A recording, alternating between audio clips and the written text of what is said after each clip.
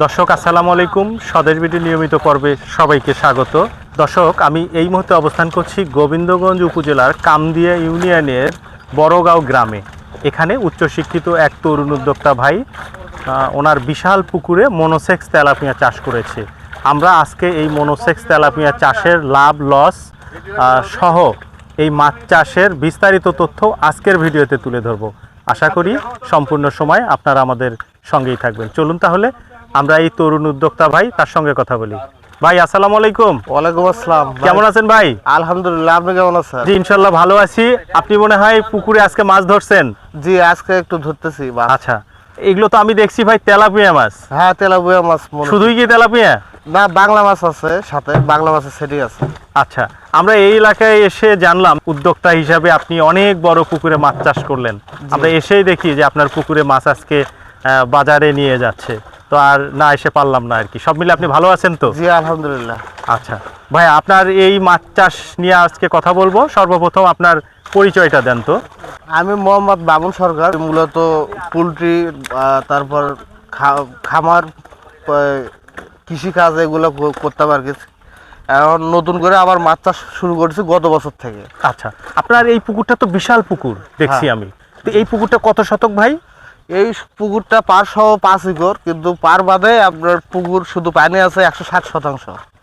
আচ্ছা, তো এখানে পানির গভীরতা কতখানি আছে? পানির গভীরতা বর্তমানে 6 ফিট আছে। এখানে মূলত 6-7 ফিট 8 ফিট পর্যন্ত পানি থাকে। আচ্ছা, আপনি এখানে আজকে যে মাছটা যেটা উঠে বাজারজাতকরণ হচ্ছে, এইটা আপনি কতদিন আগে এটা পোনা ছেড়েছেন, নাকি কি সাইজে ছেড়েছেন, এটা নিয়ে একটু বলেন তো। এটা ছাড়ছিলাম প্রায় 8 মাস আগে, 3000 লাইনের মাছ। কি মাছ ছিল সেটা? তেলাপিয়া। আচ্ছা, এটা কি মনোসেক্স না হাইব্রিড? এটা মনোসেক্স।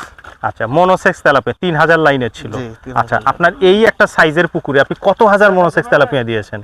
আমি এই সাইজের পুকুরে 45,000 দিয়েছিলাম প্রথমে। কি বলেন ভাই? হ্যাঁ। ঘনত্ব তো অনেক বেশি হয়ে গেল। হ্যাঁ, ঘনত্ব বেশি ছিল, পরবর্তীতে আবার কমাইছিলাম।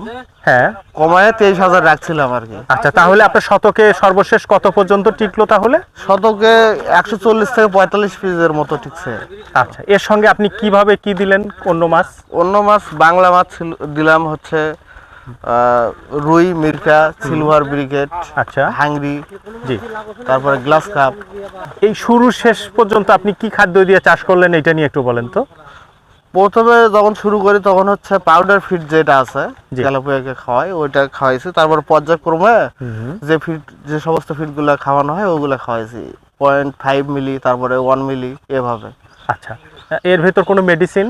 মেডিসিন তো আছে অবশ্যই, যে চুন, তারপরে লবণ, তারপর আচ্ছা। বিভিন্ন মেডিসিন এগুলো দিতে হয়েছে আর হ্যাঁ কি? দিতে হয়েছে, আচ্ছা। উপন্যাসক, জীবাণুনাশক। আপনি এই 8 মাসে যে মনোসেক্স তেলাপিয়ার সাথে বাংলা মাছ চাষটা করলেন, কোনো রোগ ব্যাধি পেয়েছিলেন যে আপনার মাছের এই সমস্যা হয়েছে, এই জন্য আপনাকে এই ট্রিটমেন্ট করতে হয়েছে, এইটার অভিজ্ঞতা বলেন তো।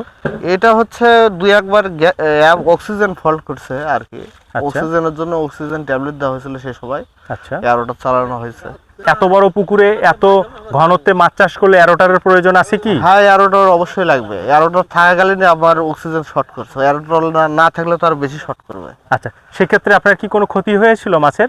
ক্ষতি মানে 2-3 দিন মাছ খায়নি, না খেয়েছিল, এটা ক্ষতি, ওয়েট লস হয়েছে আর কি। আচ্ছা, আপনার এই মাছ চাষের ক্ষেত্রে আপনি যে পরিমাণ টাকা ব্যয় করছেন, জি। তাতে আপনি শুরু থেকে কোন পারপাসে কত টাকা খরচ করছেন, এইটা একটু বলেন তো। শুরু থেকে আমার বাংলা মাছ কিনছিলাম 2.5-3 লাখ টাকা।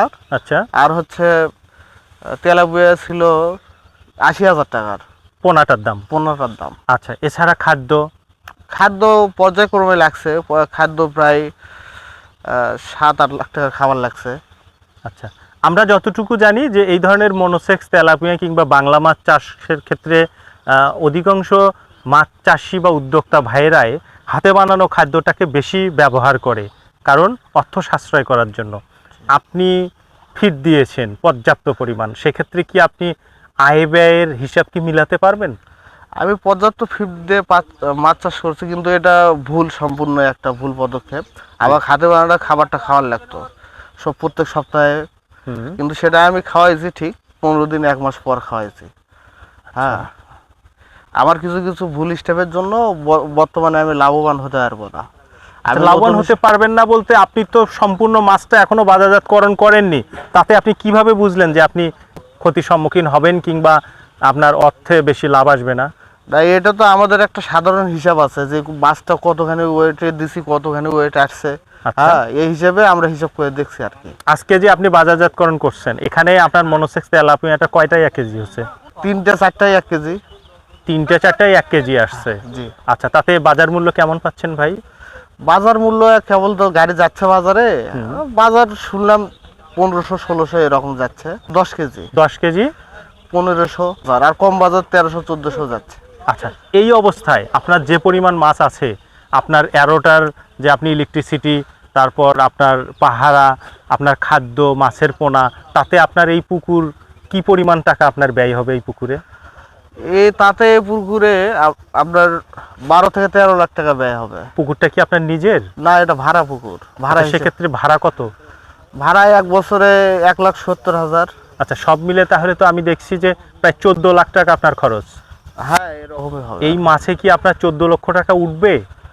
14 লক্ষ টাকা উঠতে পারে, গ্যারান্টি দেওয়া যাচ্ছে না, তবে 80% সিওরিটি যে উঠতে পারে, আর না হলে পরে কিছু টাকা লস হইতে পারে। আচ্ছা, আপনি এত টাকা এখানে ইনভেস্ট করলেন, আপনি 8 মাস 9 মাস এখানে সময় লস করলেন, আপনার মেধাশ্রম সবই গেল, তো সেক্ষেত্রে আপনি লাভবান হতে পারতেছেন না, এটার কারণটা কি ভাই? আমাদের যাতে নতুন উদ্যোক্তারা আপনার এই ভুল থেকে শিক্ষা নিয়ে তারা যেন ভুল না করে, এই বিষয়ে আপনার বাস্তব অভিজ্ঞতাগুলো বলেন তো। এ সম্বন্ধে আমার বাস্তব অভিজ্ঞতা হচ্ছে সঠিকভাবে মাছ পরামর্শ নিয়ে চাষ করতে হবে, মানে সঠিক সময় সঠিক স্টেপ নিতে হবে, মাছের ঘনত্ব খেয়াল রাখতে হবে, আচ্ছা। মাছের রোগ ব্যাধি খেয়াল রাখতে হবে। জি। আমি নতুন হিসাবে এগুলো করতে পারি নাই। আচ্ছা। আরো ভালো অভিজ্ঞ মানুষের পরামর্শ নিতে হবে, ডাক্তারের পরামর্শ নিতে হবে, মৎস্য সম্পদের পরামর্শ নিয়ে চাষ করতে হবে, তাহলে লাভবান হতে হ্যাঁ। পারবে। তাহলে আপনার এই অভিজ্ঞতা এবারই প্রথম মাছ চাষে? জি, এবারে। এর আগে কখনোই মাছ চাষ করেননি? না, অন্য অন্য খামার সেক্টরে ছিলাম, কিন্তু মাছ চাষ করি মাছ না। চাষ করেননি, আপনি মাছ চাষের অভিজ্ঞতা নেই, অথচ আপনি প্রায় 14 লক্ষ টাকা আপনি এখানে ইনভেস্ট করে এত বড় একটা রিস্ক নিলেন, তো এইটা কি দেখে আপনি শুরু করছিলেন ভাই?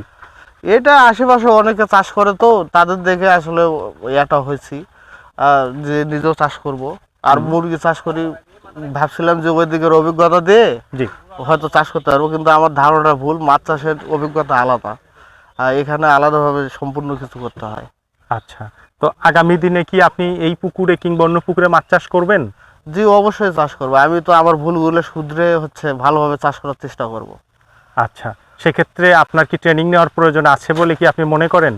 হ্যাঁ, ট্রেনিং পাইলে অবশ্য ভালো হতো, কারণ আমি নতুন, তো সবকিছু আসলে জানাশোনা নাই। আচ্ছা, আমাদের নতুন উদ্যোক্তাদের জন্য আপনার কি পরামর্শ থাকবে ভাই?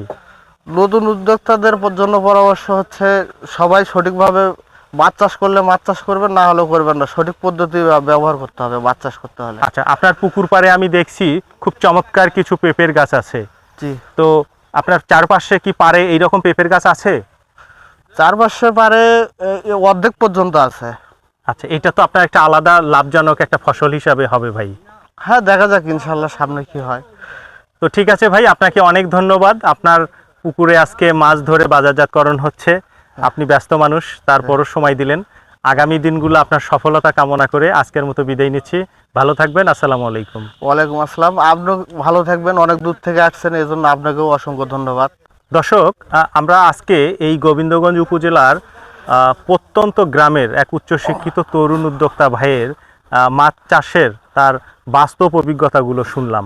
তো এই ভাইয়ের কথা মতো আমরা যেটা জানলাম যে মাছ চাষ করতে গেলেও কিন্তু বাস্তব অভিজ্ঞতা কিংবা প্রশিক্ষণের প্রয়োজন আছে, নয়তোবা এই ভাই যেটা বলছেন যে ওনার বেশ এখানে কিছু টাকা লসও হতে পারে, অথবা ওনার আসল টাকাটা উঠে আসতে পারে। তো এমত অবস্থায় আপনারা মাছ চাষ করবেন অবশ্যই জেনে শুনে করবেন, প্রশিক্ষণ নিয়ে করবেন।